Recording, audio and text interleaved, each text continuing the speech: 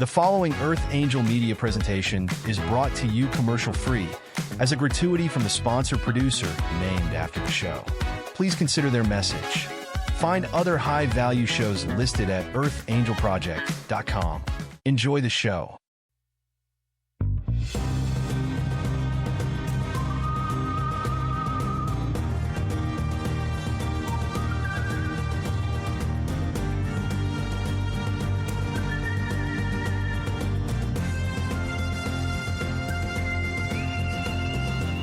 Welcome to Soul Decodes.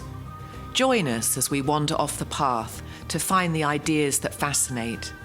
We talk about spirituality, the mind, the ego, wellness, and hidden history with tips, travels, and tales. Charms for a better life.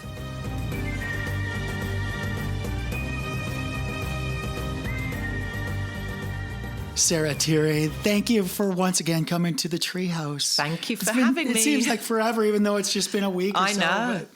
So we're at the Phillips Island in the treehouse studio. It seems like forever. It's pretty much been forever because you've been to Colorado. You've been doing all your stuff. Yeah. But just get me caught up. Where are we? Okay, so I went to Colorado last weekend for 3 days, and my son proposed to his girlfriend. They'd been together for 10 years. And about damn time. Yeah.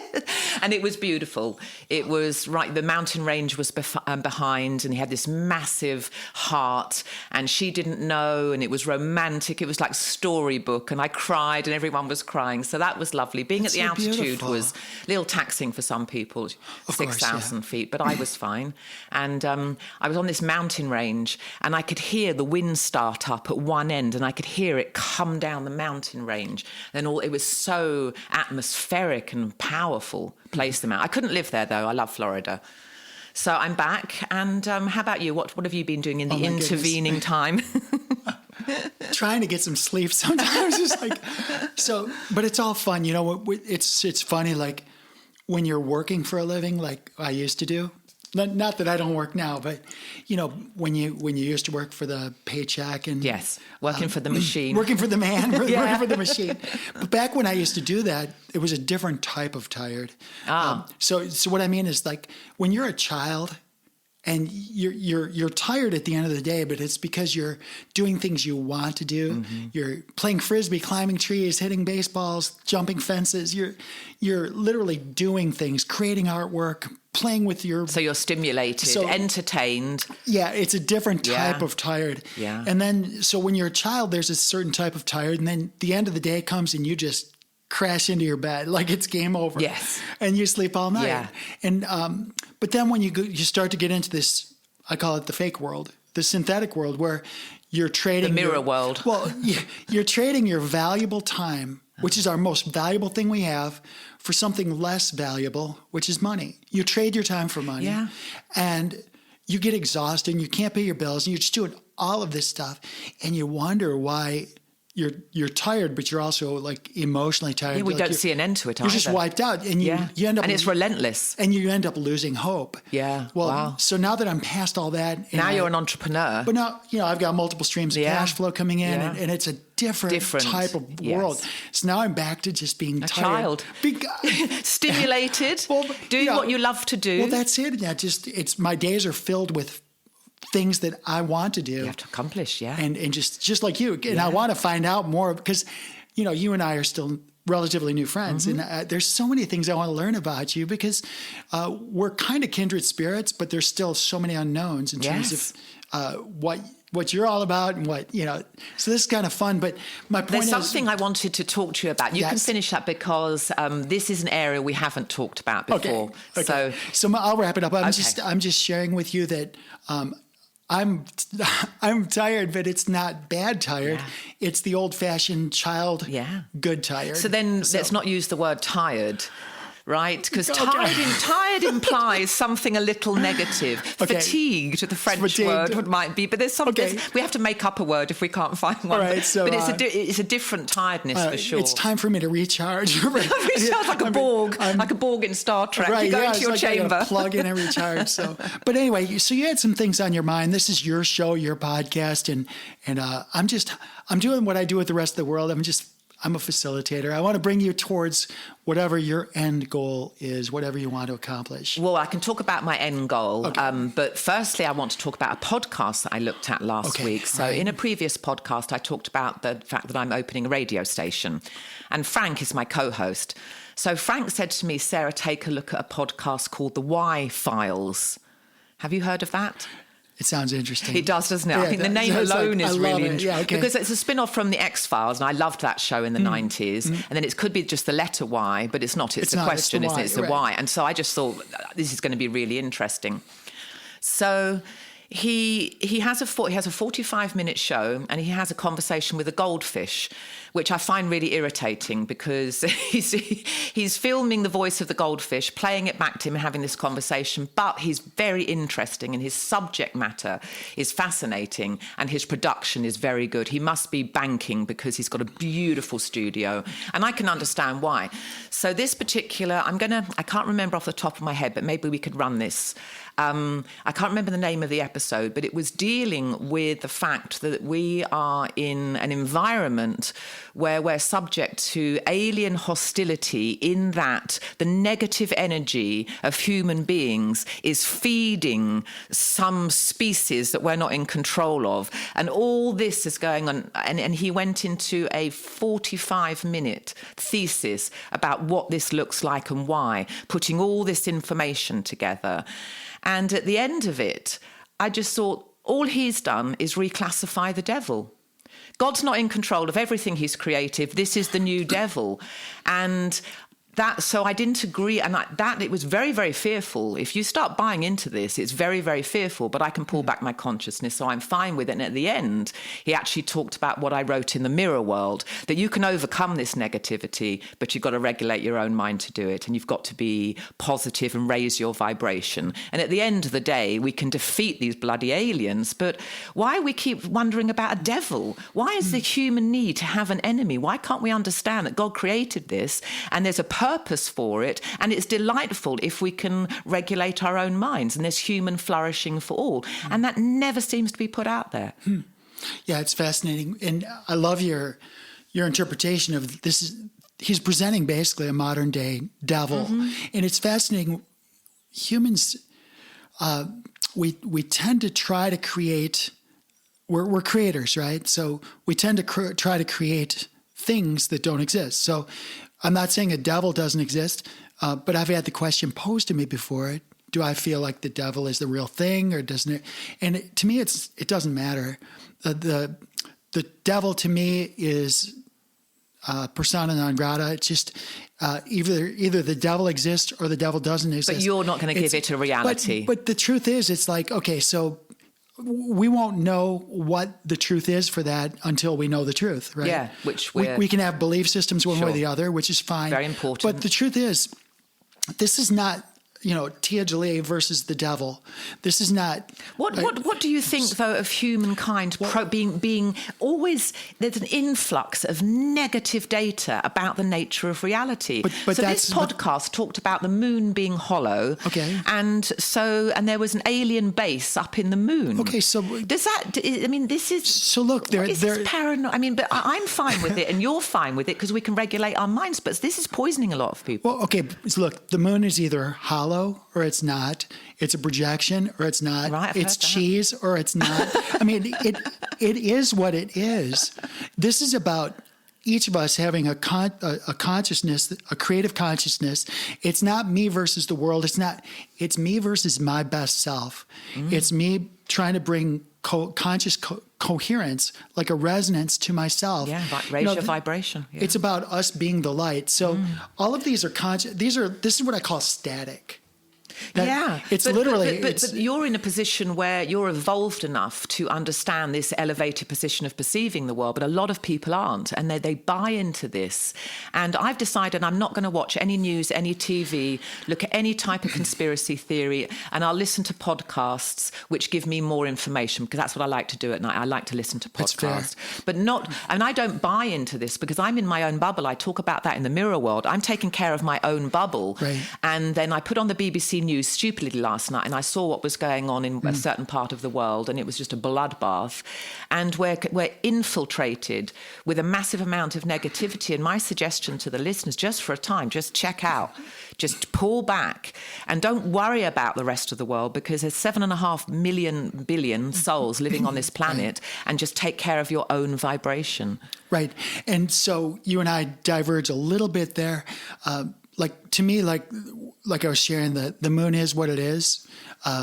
Whether it's hollow or whether it's plasma or whether it's rock, cheese or whatever, it doesn't matter what it is. The truth, it's there. Everything, it almost doesn't matter. Everything is there to serve us. Now the question is, who are we? Like, this is about the soul's journey, soul decode. That's right. So ultimately, your point is perfect. What does this mean to me? But I think that it's... Where do you digress from my point? Well, to me, about being in the bubble, like, yes, we're in our own bubble. We can control what's here, but I disagree. I think that we have a profound impact on the world around us. I think you can if you have money. Well, I think the money is I mean, I had a profound impact on the driver that took me from the airport in Denver to the our Airbnb. We connected on so many levels. He bought a copy of my book on the way, but I gave him a 20 because I wanted to buy it for him. Aww. But that was part of my bubble. Never met this guy before. We'll never see him again. But we impacted a lot. So my bubble isn't my own little Tirri land bubble. Okay. I pull into other people's bubbles. Okay. Because I was going to say I'm a writer and a hermit, but I do get out. I was going to say that doesn't sound like you, but the idea that you're a bubble, I think that I didn't want people. I'm glad you clarified that, because that's not really something that I see us as. I think we're all connected. Yeah. And so, like, you might talk about these people on the other side of the earth who are at war and they're having issues. Well, if I had enough money, and I intend to one day have a lot of money, I'd be sending relief supplies there. I would be doing something. I wouldn't say, fuck their bubble, I'm not doing anything, I'm going to build a mansion and stay in my house. If I had a lot of money, and I'm not even talking about a lot, I have a lot now, but a certain amount of money, I would be I'd be sending baby formula to Yemen. Do you know how many starving children are in Yemen right now? So let's reel this in. So the money can make your sphere a lot bigger. Okay, but we have a podcast that we're doing now. It's been my position that money follows good ideas. So great. This is a platform where we can actually come up with those good ideas and call people to action. Because here's the way I see it. It's like, if you have let's say you have a brilliant idea, that idea, as you create coherence and resonance within you, and you can kind of encapsulate that concept, whatever it is, that idea can light fires in other people. Right. Literally, like the idea of freedom back in 1776 in America, if that story is true. Right. Which they're subject to. We could be in a mass hallucination. We could just have no idea. There's so much dense bad information. But we've got to concentrate on what we do know, whether the moon is cheese or not. Just focus on this. We have to go back to the 1850s textbooks to really understand what really happened. Be nearer to the truth, to get closer. But the point is, like, if you have a brilliant idea and you're able to get cohesiveness within you and then share it with others, where two or more are gathered. Well, that's biblical. That's in Matthew. Right. I can't remember the scripture, but when two or more are brought together, a massive energy exchange takes place. It's powerful. Especially if you can become coherent. Yes. Like when you and I become, let's just say that we're going to, you and I are both not going to have 7-digit residuals or 8-digit residuals. No. We're just going to have 9 or 10 digit annual incomes. Yes, absolutely. I've already seen it. Me too. Yeah. So let's just throw that out there. Yeah. And we come to agreement. that's done. Yes. Now the question is, how do we do it? It's in the quantum field, in the mirror world. I talk about that's already there. Right. The beginning, the middle, and the end is already there. You just have to resonate your energy higher and make sure your vibration is higher and positive. That is already there. It's there already. You step into it. You almost surf. We're kind of surfing our vibration. The higher your vibration, the bigger your vision. It's already there. It's in the quantum field. Right. And so, like, when we talk about people, like, I love your vision about bringing goodness to the world. Oh, yes. Because that's... You can't ignore suffering. Because you've got to raise the vibration of the entire planet if you can. Right. And so, are you familiar with the 100th monkey? 100th monkey syndrome, where one monkey peeled a banana and then the monkeys on another island began to peel it, and it was a resonance, but they hadn't watched, or had they watched the monkey peel it? I think they might have watched the monkey peel the banana and then they mimicked it. But I also heard that a different load of monkeys on another island, they did the same thing without actually seeing, but it was something in their resonance where they were connected. Is that what you're talking about? Very, very, very close. So bananas, coconuts, doesn't matter. It's the concept is there. But the idea is that within a species, in a species from a biophysical standpoint, like a biological standpoint, a species shares similar electromagnetic capabilities. Yeah. Like my DNA and your DNA are different, but they're very similar in terms of structure and capabilities. Right. So when you have a species, that means they have similar antennas, or what I call transceivers. Mm-hmm. So my transceivers, which is the aggregation of all of my ability to communicate at the mitochondrial level, the cellular level, I can actually, as an entire being, bring coherence, bring resonance to your environment, to my being. This is my universe. Mm-hmm. I can create this resonance within my universe. This is a very real thing. And then that affects the resonance of the people you come into contact with. It's just like a tuning fork. Right. I can take a tuning fork, and if you look at history, like if you look at the ancient Tartaria, all of the history that's been ripped off from us, all of these photographs of ancient civilizations that have been ripped off and stolen from us, you will see graveyards of bells. These are bells that are hundreds of pounds, thousands of pounds. These makes the Liberty Bell look like a toy. Where are they all stored? They've been destroyed. You can see black and white They're probably photographs. in the basement of the Vatican. Well, it might be, but the point is, there's thousands of these bells, and those bells are tuned to resonate with each other. So they use these bells, they use these to impact their own vibration. They were tuning into sound waves? Very much so. Is that why they had these bells? Conceptually. Yeah. Because when you look at How far are you going back?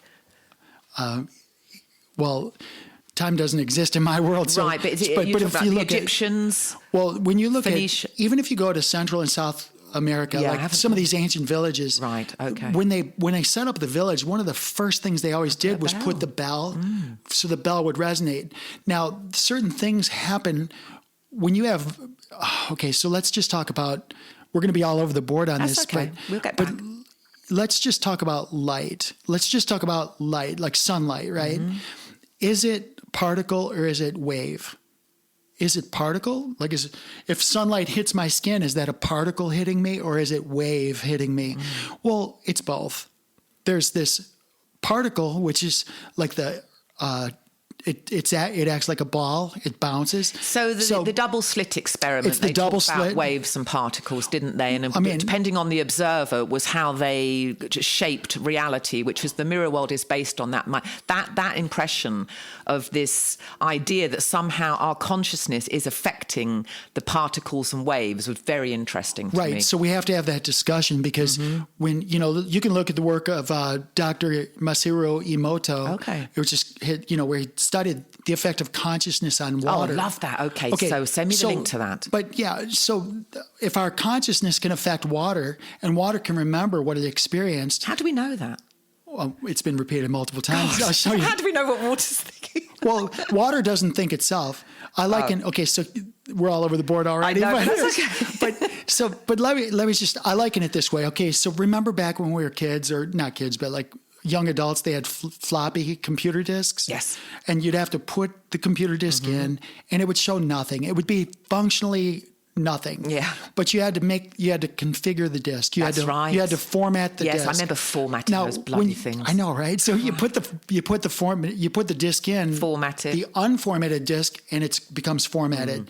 Well, that disk then, it still doesn't have information on it, but it's prepared to receive the information. Right, okay, yeah. Then you put your programs, your software on the disk, that becomes useful. And that's very much the way I look at water. When you look at water, the bulk water, like that you get from the municipal authority, like, the city water. City water, it's yes. junk. It's complete bulk water. Yeah, it smells too. It doesn't serve you. It doesn't serve your cells. I lived in downtown Claremont, and the water there was just so smelly. It's municipal. But when you look at the ancients, they revered water. So when you look at these technologies with the frequencies, with the bells, with the pyramids, a lot of people falsely think that these pyramids were like this, they were just to bury the kings and queens or whatever. I very much doubt that. Yes, I very much doubt that. But I still don't know what they were for entirely, but there was definitely a purpose to that. When you look at the structure of the pyramids, like, they're lined up, aren't they? Every structure's got a resonance. Like your cells have resonance. Every cell, everything. This house, I could destroy this house with the correct frequencies. And this is the problem we have with microwaves and with cell phones, because it destroys. It scrambles brains. It scrambles water. So we're going to evolve to have to harness frequencies, aren't we? The thing is that's the question is there's some frequencies that are beneficial that will help structure or prepare the water to receive information. Wow. But if your water is scrambled, like I don't use microwaves like ever for anything. For you. I stay away from them. I totally don't use them. Yeah. But the reason I bring that up is because the microwaves will literally scramble the water. And the water, that's like taking your floppy disk, and scrambling it. You're saying then that microwaves are going to do what? They're going to scramble the water, and what's that going to lead to in my consciousness? Well, your body right now is 70% water by molecular weight. Right. By molecular count, like if I counted all of the hydrogens and oxygens, you're basically pure water. You're like 99.7% water. Yeah. So if you're mostly water and your consciousness can affect that water, then what you say to yourself and how you say it and how convicted you are actually changes your water. You see, that's so interesting. Because water, like if you flow water through this beautiful, let's just say you're in this beautiful Swiss valley and this water is just water cascading over these beautiful rocks and there's butterflies and bees. That water, when you bathe in it, when you experience that water, it'll remind your body water, of its own beauty. You can actually this is the basis of homeopathy. Homeopathy, you take structured water, pure water, you put rosemary in it. Oh, really? Or put something into it. Like a herb? Like anything. Yeah, sage or whatever. Whatever it is. And then you can actually filter and filter and filter, like you let it soak, and the water gets to know that those structures, those chemicals, those compounds, then you can actually take it out and you can remove every scrap of the sage or whatever was in there. You can send that water to the other side of the earth. Wow. Have a scientist look at it, and the imprint on that water, he'd be able to say, yeah, that's rosemary. Because the water remembered exactly the experience of being exposed to the rosemary. So what I'm sharing with you is that this is not a conversation about... So back just to the microwave, just in terms of practicalities. So if I'm going to heat water to drink tea, which I do, I'm just better off boiling this in a pan. True. Right. Okay. So I'm going to do that then. Fuck my microwave. I'm just not going to use it that much. And I don't use microwave at all. When you look at what happens, I just heat stuff up in it. I never use it. I mean, yeah, but how does it heat up? Yeah, I know. I should really. It's actually a magnetron. It's actually frequencies that are close to. So would you suggest if people didn't use a microwave in their cooking, this would somehow up their vibrational energy? I mean, certainly it would. Because I'm going to experiment with this. I'm going to take a week off from the microwave, and I'm going to see how this affects me. Well, we're bombarded by so many waves all over, like the 5G spectrum. Well, I don't even have this thing near my ear. I'm on speakerphone all the time, and it's here. I don't sit with it here. If you do a deep dive, I've got one of my channels I do. It's called Real Censored News, and back when I was censored I was censored and I was censored too. Shadow banned. We'll have to talk about. I was banned from Facebook. I was banned from everybody because, well, all I'm doing is asking questions. Yeah, I know. People don't like and it. people don't like, you're upsetting the cart. No, I'm not. I'm just asking questions. Yeah. Well, when you look at the great thinkers of all times, even the Socratic method, the Socratic method is predicated upon this idea that my idea is not going to be good. But if I ask a question of you and the idea comes from you, then you're going to believe it's a good idea because it came from you, right? That's a derivative of Socratic method. But even the parables, like when Jesus the Christ, that figure was here in this earth space, what did this guy do? He asked questions. Yeah. He asked questions. He gave parables. He spoke in terms of stories. Because why is that? Because the idea is to get your eye, your pineal gland, your third eye, to create a vision. Right. It's been said, a man without vision will perish. Yes, that's right. Well, but this is not about these visions. No, it's an imagination. It's these internal. eyes will lie. Like these two eyes will lie. They're your carnal eyes. You can be deceived with these absolutely. eyes. But the ego mind is deceptive. But when you close these eyes and you actually use that's your internal imagination. I was listening to Neville Goddard last night on another podcast. I'd like to give him a shout out. He talks about the imagination being our God faculty, our divine faculty, and that is where you imagine your future and you see it in full technicolor. I've seen my future in my head. I have laid this out and it's a beautiful space. And then my vibration, I'm feeling what it would feel like to be able to affect the world in the way that I want. And then you can start to see the doors opening. You can start to see reality actually bends to what you imagine. Exactly. And so people, I mean, that's what my writing competition is. I'll talk about that on another podcast, but it's to develop a child's imagination. And it's a highly, highly important faculty. And that's where the vision of your life, that's where you'll step into it. People lack a vision. And I think Jesus talked about that. It's definitely biblical, having a vision, calling in the unseen. That was in Hebrews, I think. Well, you call in the unseen as though it were. Very interesting. You're actually a creator. So if you're going to, and this is another discussion we'll have down the road, but this idea, the Western world has us separated from creation, but whereas some of us are just, we actually are creation. Like we are. Well, we understand we are. Everyone is. They just don't understand they are. Everyone's creating their reality. But people will be led by their ego mind, and that'll pull you around by the nose, and that's self-deception. And we're creating our reality in our imagination of what we want our life to look like. And then you purify your mind, get back to awareness and do what you're good at. What are you good at? Very, very important. Our listeners ask that because and then that goes out in prayer. You have to know what you're good at. You just put that out in prayer and then you'll be downloaded with all sorts of inspiration. Totally. And doors will open. Yeah. And so just to bring this all together, we talked about frequencies. We talked about formatting water. Yeah, that's interesting. But it's, microwaves. I studied water for a couple of years, and it's fascinating. Isn't our planet made up of mostly water? It's like 80% water or something. We'll talk about the planet another time. Oh, goodness. Because your perspective... That's not a piece of cheese, is it? Yeah, your perspective of planet and mine are very different. Okay, that's interesting. But it'll be a different discussion. Yeah, nice. But it's okay, because this is... What's cool about this is like, I can learn from you, you can learn from me, and we're going to come to some discussion, and maybe we'll end up... closer, maybe not. It doesn't matter. But it doesn't matter. I just want you to know that I don't want to ever exist with dogma. I don't want to hold on to the same beliefs. Time for my hormones. I thought you muted your phone. We had this discussion. I know it's happened before. We've had this discussion. Oh my goodness. All right. So now So just to put a bow on this, my interpretation right now is that we are divine sovereigns. Yes. And it's incumbent upon ourselves to resonate beauty and abundance, to resonate frequencies, but coherent frequencies that harmonize within us. Yeah.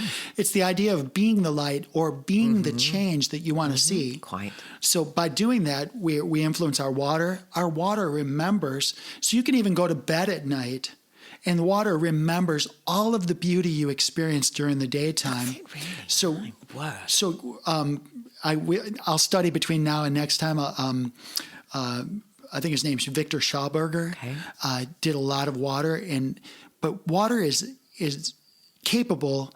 It doesn't have its own consciousness. No, but it stores information. It responds to your consciousness. Yes. And the energy, the frequencies and the energies. So the last thing you want to do is scramble your water. Yeah. You want to keep coherence. Pure. So spring water would be great. It's called primary water. Right. When you look at primary water, it's beautifully structured. It's thick and it's sweet. It's not. Wow. So there's plenty. Can you buy that at Publix? You can just tap into the ground almost anywhere. Well, we've got a well. It's not even a well. It's actually primary water. It's the lifeblood of the earth. How do you access it? Freely and abundantly. Well, yeah, but don't you have to dig a well to get it out of the aquifer? Yes. Yeah. I mean, but it goes beyond the aquifer. Like, people think there's a water shortage, but there's not. There's so much primary water. It's beyond. There's more primary water than we need forever. But we've been lied to about so many things, about energy, about free energy, about energy sources. We just have to do a deep dive and just look in other directions. And we as a society think we're so smart and we're so brilliant. We're actually ignorant. Well, we're relatively young in terms of evolution. Well, a few 100,000 years ago, we were in the caves. I mean, we're not that old. We're actually doing remarkably well compared to how young we are as a species. And again, this is maybe a little divergence with us, and that's okay.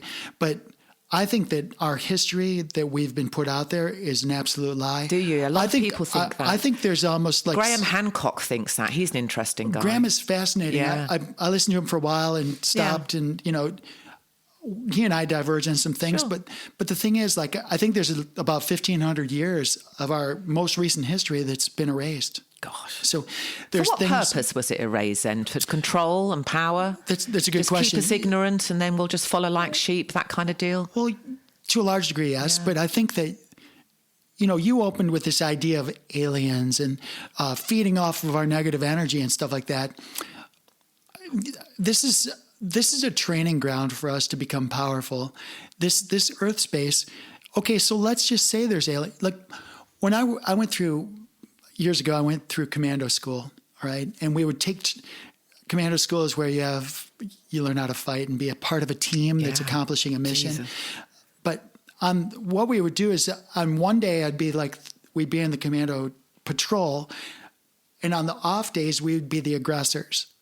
And the aggressors would attack the patrol and set up ambushes and booby traps and near and far ambushes. Did you enjoy all this? Was it exhilarating? It sounds like I couldn't. Well, it was fascinating. So it was interesting. It was very interesting, but to me, I was at a different part of my life, a different place. But the reason I bring it up is because, I think it's important that you have that aggressor. I think that it's important. It's just like when I say aggressor, whether it's real or perceived. The patrol... And this aggressor is challenging you. They're challenging me. They're trying to trick me. They're trying to deceive me. They're trying to ambush me. Well, that's kind of like the ego mind will do that. Your aggressor already exists. And this is why I bring it up, because, so much of what we do in life it's a training ground for us to keep our balance, to keep our sovereignty, to keep our resonance.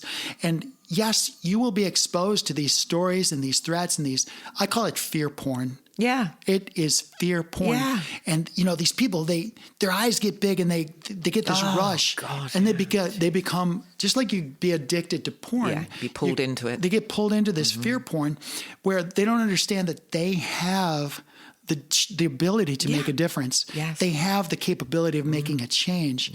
They need to shut off. But unless you're aware of that, you're absolutely screwed. You'll just be pulled in and sucked under, milked, and then you'll just die at the end of your life and you'll be reborn for another one because you didn't get what you were supposed to be doing here. So that's a really nice tie-in to where, what is soul decodes. Here we are. Well, we're in the training ground. So the Star Side Prophecy, I talk about the training ground, and that's what this is. And we recycle it in and out of life, different bodies, different genders, different geographical location, different economic upbringing. So we're all going to be black, white, yellow, red, green. We're all going to just be that at the end, because we're here for experience. And we're going to challenge every different experience we want to feel. So this makes this a very brutal training training ground and there's a lot of negative energy, that has come because we've tapped into reality being real. The reality is that you're sovereign and you have a divine mind. You're an evolving aspect of God. God's not separate. So we're like drops relating to an ocean. So once you realize that you're creating your reality, you're very, very powerful and there's no one else to blame and you can't be a victim.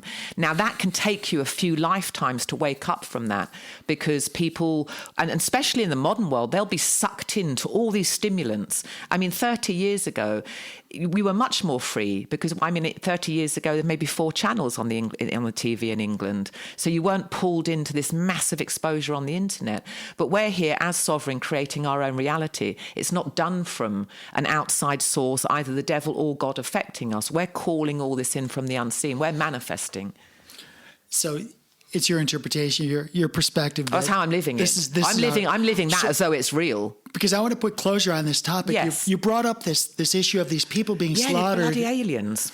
Not the bloody aliens. The people, we are... Oh, yes, what's going on the planet currently, yeah. We people are the aliens. Like, we're pieces of work, some of us, because they would not be slaughtering each other if they could recognize in the other person the divine core. Yes, quite. So so the question is, what can we do individually, but also collectively? Raise our own vibration and make sure that when you're around other people, your vibration is high. And then this vibration will start creating a consensus reality. The more people that raise their vibration and the more our bubbles merge, that will just grow exponentially, get larger and larger. And that's our sole responsibility. So can you see the value? See, you might say, well, there's aliens or there's these dark forces and stuff. Can you see the value if there is that? Because the dark force to me would be my own ego mind. I used to get trapped in thought forms that were so negative, so downgrading, angry. And I would I'm very mentally unwell, I would say, at some part in my life. But that would be the nearest thing to the devil, would be the trickery of my own ego mind. That's fair. That's very fair. So can you imagine going to the gymnasium and lifting weights, but the weights... No, I can't. But I can't lift a bag of potatoes, darling. But the weights are not heavy. Like, there's no value. If you don't have something to push against... then you're not going to be strong. Well, that's your own ego mind. You've got to push against this in your head. You've got 2 programs running. And that's what I'm saying is like that's... So you need this push. You need something to push against, or at least to expose you to the other way of thinking. Yeah. Because if we have free choice, well, you have to be offered the choice. Mm-hmm. You have to be offered. Do I get sucked into the fear porn? Yeah. Do I get sucked into that? We'd be robots otherwise, really, wouldn't we? Right. We would have no autonomy, no choice, no decisions. So we have to have this. I call it the anti-force in my novel. Yes, you do, don't you? Yeah, that's the anti-force. I think it's a good force, a good term. When you first said it in your book, I was like, that's a good term. Yeah, it's great. It was kind of a spin-off Star Wars, because the Force be with you, and then there's the anti-force. And then there's the anti-force, which is your own ego mind. And that was, in the beginning of the book, I set that situation up where we're endowed with anti-force. Truly. We're given anti-force in order to be in this training ground, in order to evolve our own consciousness over time. We covered tons of stuff today. So just wrapping up, is there anything else you want to talk about this episode? Well, I'm going to think about it. So next time we get together, I'll have a question or 2. Okay, yeah. I'm not going to use my microwave in a week, and I'm going to drink. So should I buy any particular water? You know, what I would suggest with water is I get purified water. You From can filter Publix. it. You can do it there, but I get it shipped. You know, there's you can use well water, whatever. I've got well. But if you got a pressed carbon filter, I would clean it. The most important thing, I'll just leave with this. I have a friend of mine that has his own labs. He left NASA because he didn't like some of the things he was seeing over there. But I asked him one time, his name is Max Champy. I said, Max, what is the best way to structure water? How, to format it, to make it usable for my biological purposes. Now, this is a scientist from NASA. So what do we do with it? Well, he told me, pray. Oh, really? Meditate. Thank it. Really? Give gratitude. Wow. Okay. So, well, I do that anyway. Now you've got to do it with the water you're going to drink. Kind of freaked me out a little bit because, it's hell of a... but where you literally bless the water. You give it gratitude. And that sounds corny to a lot of people, but when It's you quite look new at agey, but it's not new agey, it's old well, that's agey. what the new age is. It's just a we can talk about this. resurrection of a lot of old ideas. Right, exactly. So when you look at the Essenes, from Maine, like people are like, who are the Essenes? Well, that's like John the Baptist, right? These are the people that were water workers. Yeah. And if you look at scripture, there's a lot of miracles that happen in or around water. Yeah, Sea of Galilee, River Jordan. That's All of where it. they, even Lourdes. So giving gratitude to water, in what you're saying, the water will receive this gratitude. So you're drinking gratitude. Because it's holding the gratitude that you're embodying it with by praying, and then you're going to consume this. You'll boil your potatoes in it, and you'll drink it. You make your tea out of it. But I want to be clear that we're not worshiping the water. No, I wouldn't use the word worship. It's gratitude. The water is a tool. Yeah, and it's part of our body makeup, and it's right? going to reflect your gratitude. Yeah, so I as love you that go, idea. As you go into the world and you comprehend your own divinity, and that's not a boastful thing. If you're made in the image and likeness of a divine, powerful, that would be infinite considered creator, heresy. Heresy. Yeah. And if you look at the first century, I was burnt at the stake a few times for this. I know you have been, and we still get crucified for it today. Yeah. But I like the idea that we can speak freely about whatever we want, and nothing's heretical on this podcast. So. Not on this one, but we'll probably still. I hope to see you again next week. If I'm not here, it's not because I don't want to be here. I might be busy drinking all this water. You'll never see me again. I'm going to spend the next week experimenting with water. Okay. And let's see how it goes, because I love a good experiment. Cool. Well, we'll catch up. Yes. We'll do another episode. Thanks for joining me today. Thank Dad. you so much. Be well.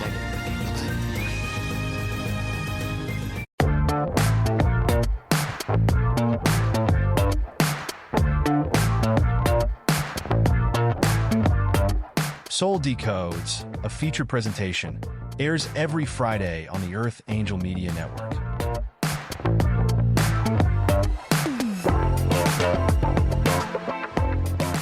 This episode of Soul Decodes is sponsored and produced by Pure. Optimize your life by taking your health to the next level. Listen now to learn how Pure will make your world better.